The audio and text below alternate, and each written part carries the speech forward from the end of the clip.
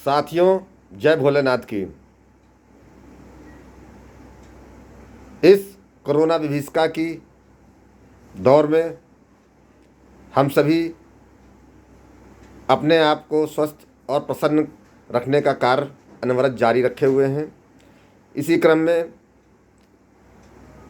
12 दिन से मैं स्वतः आइसोलेट हूँ,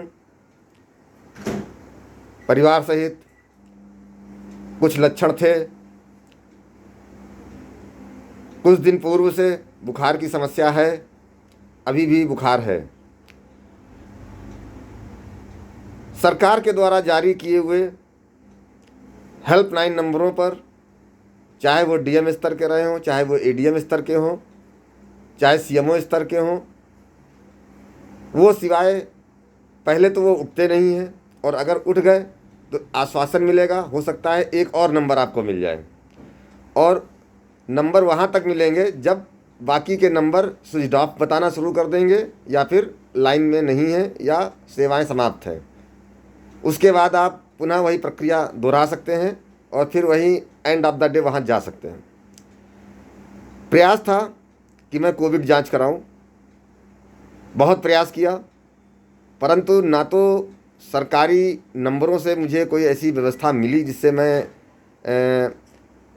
स्वास्थ्य जांच करा पाऊँ, कोविड जांच करा पाऊँ, और ना ही प्राइवेट सेक्टर के जो पैथोलॉजी हैं उन्होंने कुछ ऐसा प्रयास किया गया, लेकिन वहाँ से भी सहयोग नहीं मिला।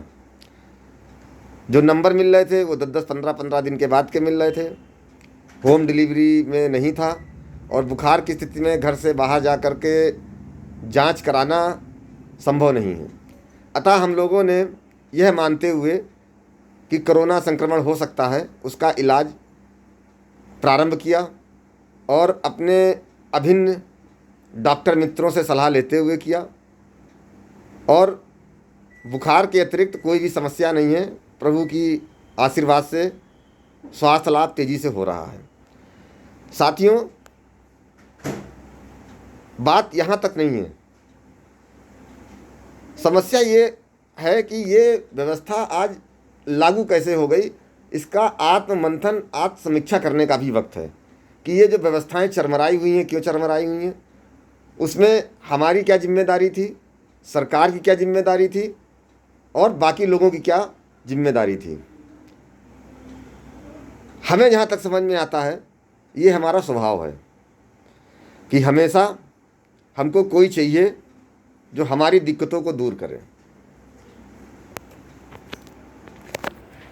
सरकारें हम चुनते भी इसीलिए हैं कि वो हमारी दिक्कतें दूर करें, लेकिन आप पिछले 1000 साल पहले जाइए, मुट्ठी भर मुगल आक्रमणकारी आपके सनातन सभ्यता वाले भारत देश पर आक्रमण करते हैं, आपके देश की संस्कृति को छिन्न भिन्न कर देते हैं, और आप इंतज़ार करते हैं कि कोई राजा आएगा और आपको बचाएगा। 600 सालों में उन्होंने आपकी संस्कृति का काफ़ी सत्यानाश कर दिया। उसके बाद अंग्रेज़ों ने भारत पर हमला किया, मुट्ठी भर अंग्रेज, उन्होंने संपूर्ण भारतवर्ष पर राज्य किया, और हम ये इंतज़ार करते रहे कि लोग आएंगे और हमें आज़ाद कराएंगे। और जब लोग आए और उन्होंने देश आज़ाद कराया, चूँकि नेतृत्व के पीछे चलने की आदत थी, तो हमको बंटवारा भी स्वीकार करना पड़ गया, क्योंकि हमने तो पीछे चलने के लिए सोच रखा था।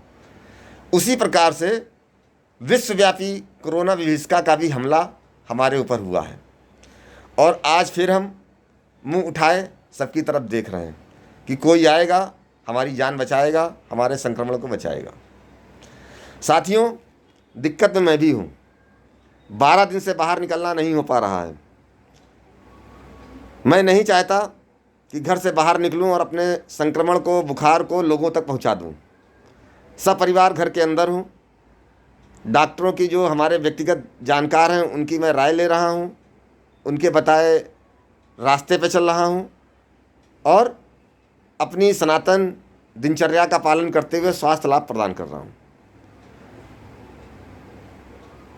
ये वीडियो बताने का औचित्य सिर्फ इतना है कि आज जब हमारे प्रदेश के मुख्यमंत्री कोविड को कंट्रोल करने के लिए बड़ी बड़ी योजनाएं हमें दे रहे हैं, व्यवस्थाएं दे रहे हैं, तो हमारे तक पहुंच कैसे नहीं रही हैं?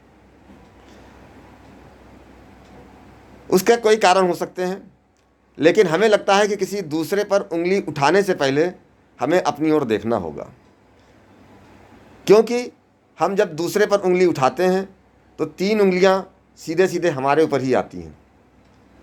आज ऑक्सीजन सिलेंडर की कालाबाजारी जोरों पे है। क्यों है? लोगों को बेड उपलब्ध नहीं हो पा रहे हैं। क्यों है? क्यों? क्योंकि हमारे अंदर एक भय है, डर है। भय, डर कि क्या होगा, तो हम ज़रूरत नहीं है तो भी सिलेंडर रख रहे हैं अपने घर में। ज़रूरत नहीं है तो भी हम हॉस्पिटल में एडमिट होने को तैयार हैं कि लेट जाओ, जा कर के ऑक्सीजन मिल जाएगी, कहीं ऐसा ना हो जब तबीयत खराब हो तो ऑक्सीजन ही ना मिले। नतीजा क्या हो रहा है कि इस पैनिक में जो लोग नहीं बीमार हो रहे हैं वो भी बीमार हुए जा रहे हैं। अरे भाई, आप आंकड़े देखिए, जितने ये टेस्ट नहीं कर रहे हैं उससे कई गुना ज़्यादा तो कोविड पेशेंट होंगे जिन्होंने जांच नहीं करा पाई है और 15 दिन घरों पर रह के स्वस्थ होकर बाजार में घूमने भी लगे हैं। जो लोग जांच कराने के पश्चात हॉस्पिटलों में एडमिट हैं उनकी भी संख्या बहुत ज़्यादा है जो डिस्चार्ज हो रहे हैं स्वस्थ होकर के। लेकिन ये जो भय का वातावरण है ये जानबूझकर फैलाया जा रहा है, जिससे फार्मा इंडस्ट्री, दलालों, कालाबाजारी करने वालों को मुनाफा कमवाया जा सके। ये अत्यंत दुर्भाग्यपूर्ण है। और जहाँ तक मुझे लगता है कि माननीय मुख्यमंत्री जी की जो टीम है वह या तो अपने स्वास्थ्य विभाग, प्रशासनिक विभाग जितने भी हैं उन पर उनका शायद नियंत्रण नहीं है, क्योंकि हकीकत में वो पर्याप्त लाभ आम पब्लिक तक पहुंचा नहीं पा रहे हैं। उनके द्वारा जो भी हेल्पलाइन नंबर है उसका लाभ समाज को 80% स्तर तक नहीं प्राप्त हो रहा है। मैं खुद उसका भुक्तभोगी स्वयं हूँ। कई नंबर मिला है लेकिन नहीं उठा। अतः अब आपसे एक ही विनती है कि कोरोना जैसी चीज़ इतनी हवा नहीं है जितनी हम समझ रहे हैं। हमें भी लग रहा था कि गए, इन्फेक्शन हो जाएगा, संक्रमण हो जाएगा, क्या होगा, लेकिन बेसिक ट्रीटमेंट है। 1 साल पहले इतना जागरूक हो चुके हैं सब। आप भाप लीजिए 3 टाइम 4 टाइम, 3-4 लीटर पानी पीजिए, 2 कप काढ़ा पीजिए, हल्दी वाला दूध पीजिए, पौष्टिक भोजन करिए। उसके बाद बुखार आए तो सीधे कॉमन पर्चा है, ना हो तो कोई आसपास फिजिशियन है उसका नंबर आप ले लीजिए, उससे फ़ोन पे बात कर लीजिए। लेकिन सरकार के भरोसे मत बैठिए, क्योंकि ये भरोसा पिछले 1000 साल का आप देख लीजिए, वही भरोसा था कि कोई आएगा और मेरी मदद करेगा। और हमारी संस्कृति से लेके हमारी आर्थिक व्यवस्था तक सब चौपट होती चली जाती है। एक बात हमेशा ध्यान रखिएगा, सरकारें सिर्फ माहौल बनाती हैं, देश आप चलाते हैं आप अपने टैक्स से।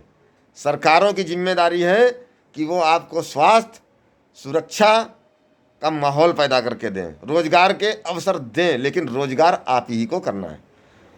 लेकिन इसकी सफलता इस बात पर निर्भर करती है कि आंतरिक रूप से आपकी आत्मा पवित्र हो, आप ईमानदार हों। लेकिन जिस समय आपकी ईमानदारी अपने स्वार्थ के लिए आ जाती है तो संपूर्ण देश उसकी सजा पाता है, जैसे हम पा रहे हैं। अतः आज के समय में हमको ईमानदारी पूर्वक देश के साथ खड़े होना है और किसी का भरोसा किए बगैर जितनी भी संभावनाएं हैं उसका पालन करते हुए इस कोरोना संक्रमण के खिलाफ लड़ना है और जीतना है।